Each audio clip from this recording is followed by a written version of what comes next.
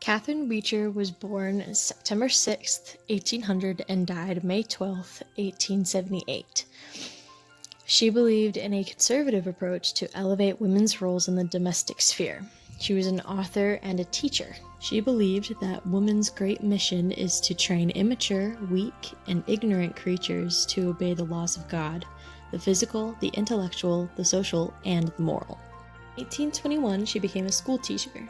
Then, in 1823, she opened a school with her sister Mary that 4 years later became the Hartford Female Seminary in Connecticut, which was innovative for bringing physical fitness to a female school.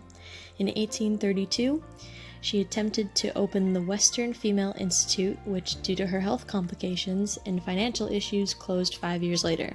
She held the most influence in her writing, including Female Education in 1827, a treatise in domestic economy in 1841, The Duty of American Women to Their Country in 1845, Common Sense Applied to Religion in 1857, and with her sister Harriet Beecher Stowe, The American Women's Home in 1869.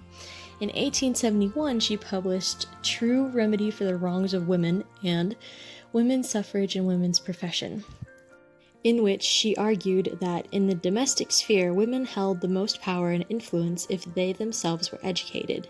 She was not a supporter of women's suffrage, unlike her other family members. She impressed the importance of education for women and how they could hold power in their own homes by teaching their children. She was an advocate for the incorporation of kindergarten in children's education.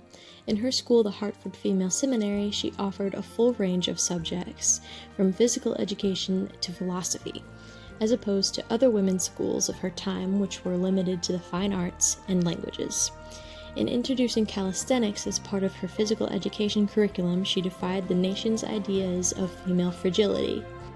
She also worked on the McGuffey Readers, the first nationally adopted textbooks for elementary school students.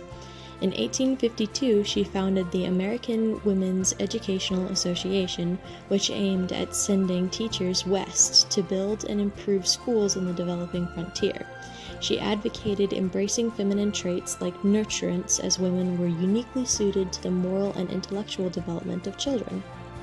Catharine Beecher developed plans in the education system that have lasted to this day, including kindergarten in children's education and physical fitness in women's education.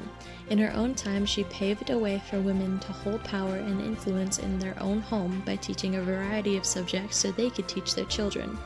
She led a quiet revolution in many homes across America by teaching women they held more power than they realized in their own homes. The children today who go to kindergarten have subsequently been under her influence, and the fact that girls are taught PE is due to her integration of calisthenics into the curriculum.